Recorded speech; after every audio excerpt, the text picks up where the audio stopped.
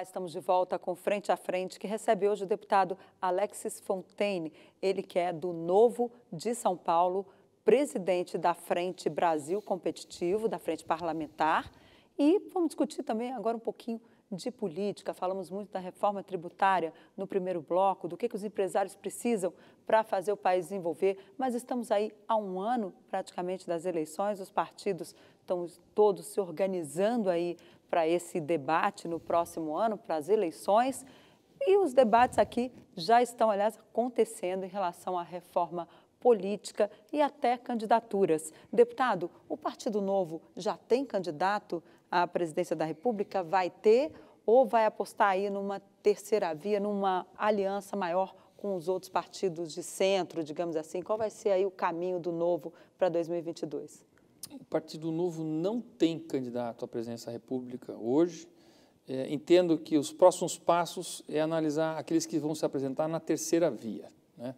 O Partido Novo não vai apoiar nem Bolsonaro e nem o eventual partido de esquerda, aí, que seja talvez somente o Lula. Muito cedo para a gente poder definir quem que nós vamos apoiar e assim, quais partidos a gente vai apoiar. O Partido Novo tem uma característica de mais independência, de estar mais sozinho, mas é óbvio que nessa eleição polarizada, a terceira via deve ter nossa atenção para a gente poder ver se vai ter o nosso apoio. Deputado, a gente tinha uma grande expectativa com relação ao Partido Novo, né? Preferencialmente de pessoas que eram empresários ou que tinham uma linha mais empresarial, que não tivesse ocupado cargos políticos, um partido que tinha uma aposta assim bastante diferente, né? E aí, passados quase mais de 3 anos, mais de 2 anos, né? Qual é a sua avaliação? O Novo entrou na política ou foi a política que entrou no Novo? Como é que está esse debate interno do partido? O Partido Novo teve que ter uma curva de aprendizado, sem dúvida nenhuma. Eu lembro quando formamos a bancada de 8 deputados federais, pessoas fantásticas, os 8 são excelentes deputados federais. Excelentes nas suas atividades anteriores, nas suas atividades anteriores e naquela, vamos dizer, retidão de ser um político que toda a população gostaria de ter. Pessoas que são muito atuantes também no parlamento. Muito atuantes, envolvemos em todas as matérias, dividimos as pautas, levamos muito a sério, formamos uma liderança competente. Regras para uso de recursos públicos. Regras para acabar privilégios, regras para isso, rigorosos nos valores, então a gente não faz concessões muitas vezes, e a gente vota muitas vezes sozinho lá dentro.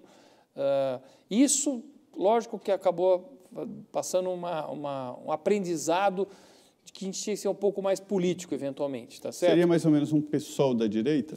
É o que chamaram a gente de pessoal da direita, é o pessoal da direita. Foi a colocação que colocaram.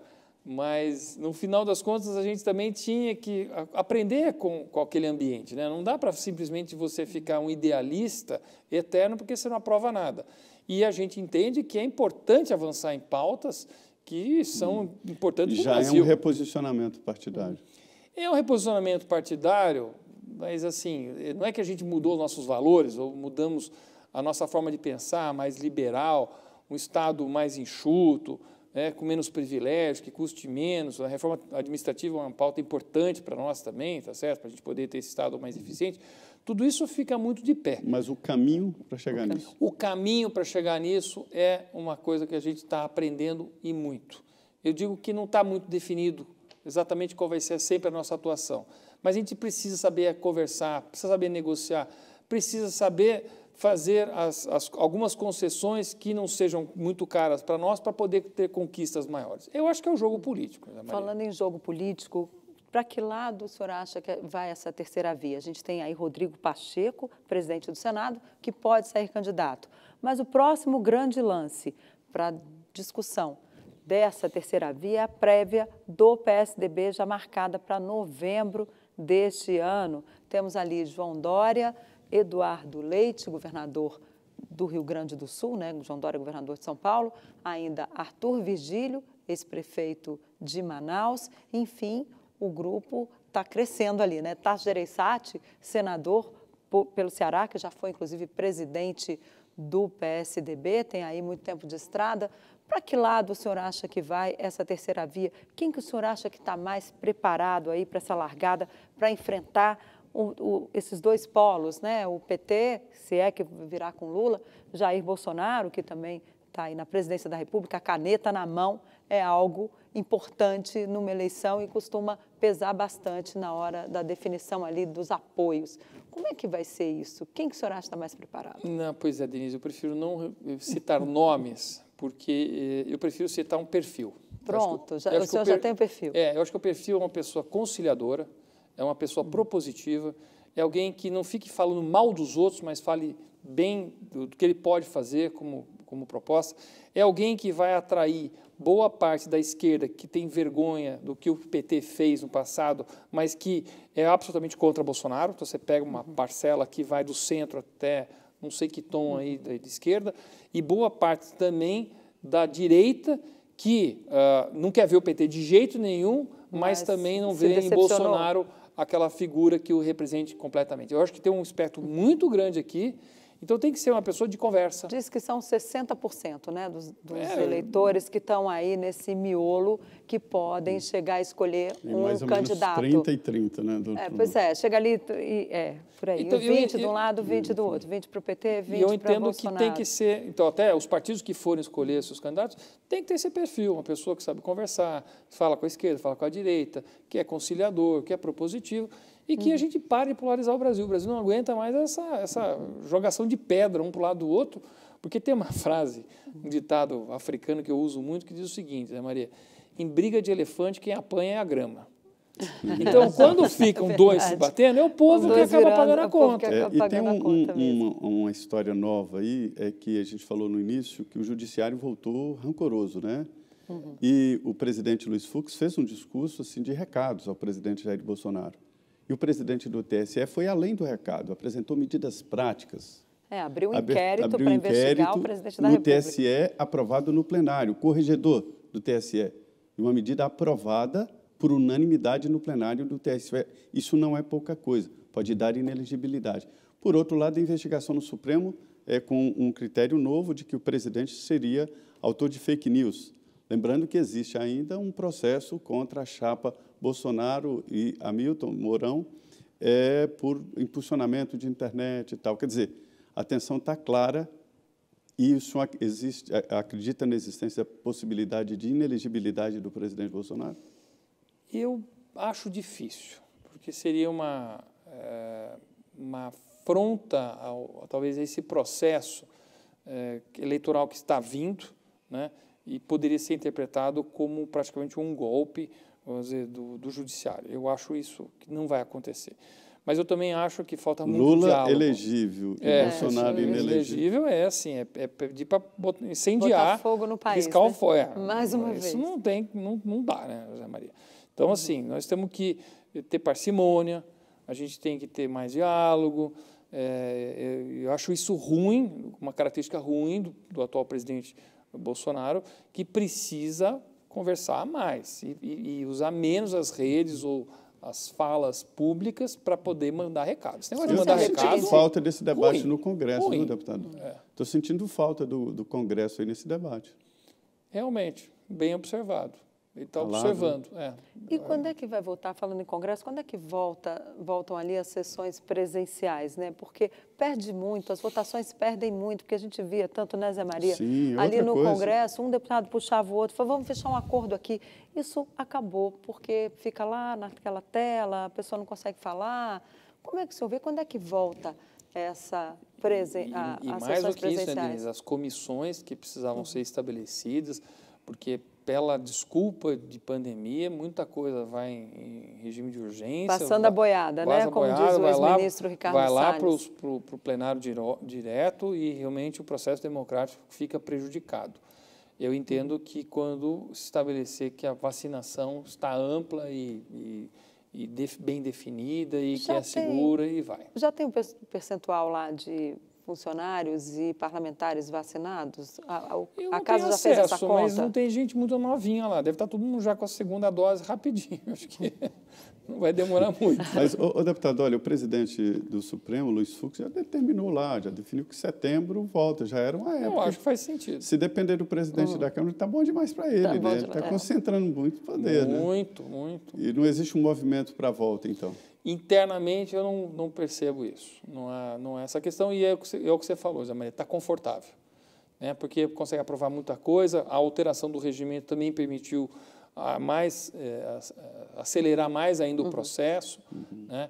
Então, você vê que matérias importantes que demoravam quase uma semana a ser aprovadas, aprovadas numa noite só, rapidamente. Medidas provisórias estão aprovando ontem mesmo, regulação fundiária, era uma matéria que nada, na época, vamos dizer, do antigo regimento lá com o Rodrigo Maia, ia para 1, 2 horas da manhã facilmente. O que o senhor achou desse projeto de regularização fundiária? Que estava numa medida provisória, né? Não foi votada.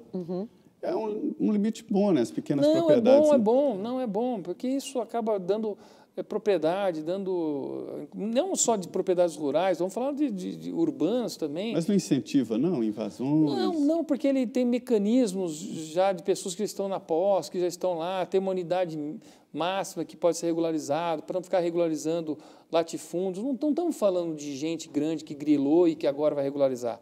Estamos falando daquele poceirinho, daquela pessoa que montou um lotezinho lá, num lugar que o Brasil até queria que tivesse um brasileiro para ocupar. Nós não estamos falando de gente que está botando a mão em terras. Agora, deputado, quais são os projetos mais polêmicos que vão entrar agora, hein, na sua avaliação? Correios, né? A privatização dos Correios não tem consenso ainda na privatização dos Correios? Isso eu acho que está fácil. Inclusive, na comissão onde tramitou o projeto, em qual eu fui relator, a gente aprovou por 14-3. Uma aprovação tranquila. Não é exatamente a privatização total. Não é. É o novo marco do dos serviços postais. Que eu não entendo porque ainda existe monopólio nesse setor, né? Antigamente podia até dizer que se trata de um tema exclusivo do governo.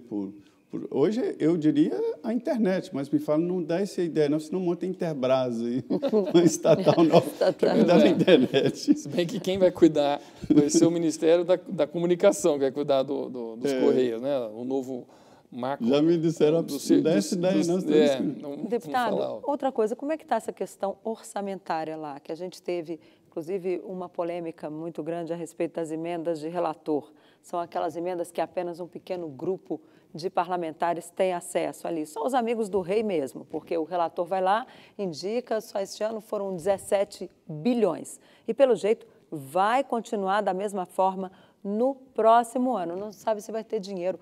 Vão passar essas emendas de relator? O senhor acha que o Congresso vai continuar com isso? Isso, depois que mudou-se, né, para o orçamento impositivo, realmente, e aí também usado como ferramenta de apoio, de base e tudo mais, há um exagero. Como deputado de primeiro mandato, eu não tenho muito histórico dos outros, mas o que a gente escuta é que nunca se destinou tantas emendas. Eu gosto muito desse assunto. E esse assunto... As minhas foram bem claramente, metade tudo para saneamento básico, porque uma coisa que eu acho que, assim, que fala que deputado não enterra obra, né? Eu falo, a minha vai toda enterrar, porque eu acho que saneamento básico é uma coisa muito importante e muito atrasada no Brasil. E a outra metade, obrigatoriamente, tem que ser para a saúde. E aí, de saneamento básico, dessa vez, nós destinamos para toda uma região do Alto Mogiano do estado de São Paulo, que tinha problemas de lixões, eles eliminaram todo aquele lixão zero, e vão montar, né, porque está destinando, uma usina de triagem e reciclagem de lixo urbano. Pois é, porque até agora, em relação às emendas, a gente tinha o orçamento, as emendas impositivas, né, as individuais, cada deputado ia lá e liberava suas emendas. Mas agora criaram essas que é para um pequeno grupo, fica lá meio que um orçamento, não é secreto, mas é meio escondido. Voltou a força, né, Denise? Voltou a força do relator. Porque ali é onde faz a negociação, ou toma lá da cá, a pessoa vai direto lá no ministério dizer, olha, esse dinheiro aí, põe lá no município tal, aí o deputado adversário não fica sabendo. Isso não vai dar muita confusão? Como é que está o clima lá em relação a esse assunto orçamentário? Pode dar muita confusão, sim. Vai sempre ter assim, acusações ou apontamentos indevidos. É ruim, porque é usado uma ferramenta que não deveria ser usada dessa forma para poder conseguir apoio político. Não que isso não acontecesse em outros governos, né? Sempre houve essa questão, mas agora já tivemos até uma CPI do orçamento, né? Lembra dos anãs, então, mas é um assunto ruim. Nós, o Partido Novo mesmo, entendemos que esses recursos não deviam vir para Brasília para serem devolvidos aos estados ou municípios pela benesse das mãos dos deputados, né? Porque parecendo que a gente está assim, trazendo algo... Mas como diz a turma, não é para ficar batendo palma para o caixa eletrônico para você pedir dinheiro. Mas aí isso vai tirar o principal ponto de reeleição dos deputados. Né? É. Olha, deputado, nosso tempo já está acabando, eu queria só um comentário rápido aqui no assunto que eu acho diretamente interessa ao seu partido, à sua ideia, que é a reforma administrativa. Né? Nós temos um orçamento anual de 4 trilhões e 300 bilhões de reais, não é isso? 1 trilhão e 600 milhões de reais gastos ali em despesas, entre previdência e folha de pagamento. Com mais 1 trilhão e 400 de serviço da dívida, quer dizer, aperta muito. Mas é que a despesa pública, o Estado está muito caro, principalmente o servidor público. Alguns não ganham tanto, mas, por exemplo, na Câmara o orçamento é 12 bilhões de reais, 12,300 bilhões, né? Essa reforma administrativa é importantíssima e parou o debate. Ela estava acontecendo antes do recesso, né? Mas ela deve retomar. Zé Maria, eu acredito que ela vai retomar agora, mesmo porque a gente entende que essa reforma administrativa que vai sair, ela não vai ser aquela que a gente gostaria, porque ela deve garantir os direitos adquiridos e ela mexe para as próximas... antigos, como né? Aconteceu com a Previdência. Se não for dessa forma, não vai sair, senão já judicializa tudo, vai tudo para o Supremo, e aí fica aquela massa de confusões nos tribunais. Então, mais coisas já vão avançar. Mas se o senhor, como empresário, tivesse que administrar um orçamento desse, ficava complicado, né? É que a primeira coisa que eu precisava ter é a não estabilidade mais dos funcionários públicos, né? Porque aí eu ia na eficiência mesmo. Mas isso que está uma briga, né, em relação a isso, porque, ao mesmo tempo, vai permitir um aparelhamento ali maior do Poder Executivo, se tirar a estabilidade. A gente viu toda essa confusão no Ministério da Saúde, né, com funcionários que não eram ali de carreira, acabaram ali citados em negociações meio suspeitas de vacina. Mas, por outro lado, o próprio ministro do Meio Ambiente falou que, quando assumiu, todos os cargos ocupados por petistas e afins, e ele não conseguia mexer uma palha lá sem todo mundo estar fazendo um jogo contra. É complicado. Eu acho que, primeiro, né? Funcionário público não pode estar vinculado a partidos políticos. Ele não pode estar afiliado. Não pode estar afiliado, né? Isso não dá. Ele trabalha para o Estado. Segundo, para você entrar, tem que ter um estágio comprovatório de qualidade, que ele tem que merecer aquele cargo. Não é para qualquer um, porque qualquer funcionário público que entra hoje, ele ganha uma estabilidade de mais ou menos 49 anos entre o que ele trabalha, o que ele se aposenta, a pensão e a pensão. É muito tempo. É muita gente, é muito casos dinheiro. até ele demora mais tempo aposentado do que trabalhando. Deputado, nosso tempo já se esgotou aqui, uma conversa muito boa aqui nessa mesa redonda. Muito obrigado por sua presença aqui nos estúdios da Rede Vida, em Brasília, e volte sempre.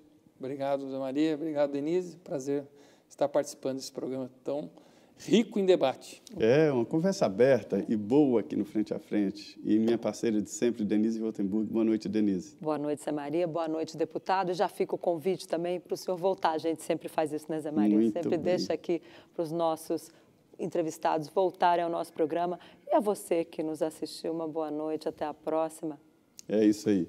E, olha, você tem que prestar atenção na política, né? Como eu sempre digo, interfere sim na sua vida. E nós trazemos aqui os parlamentares, os poderosos de Brasília, exatamente para te dar ali uma noção do que está acontecendo aqui nos bastidores da política.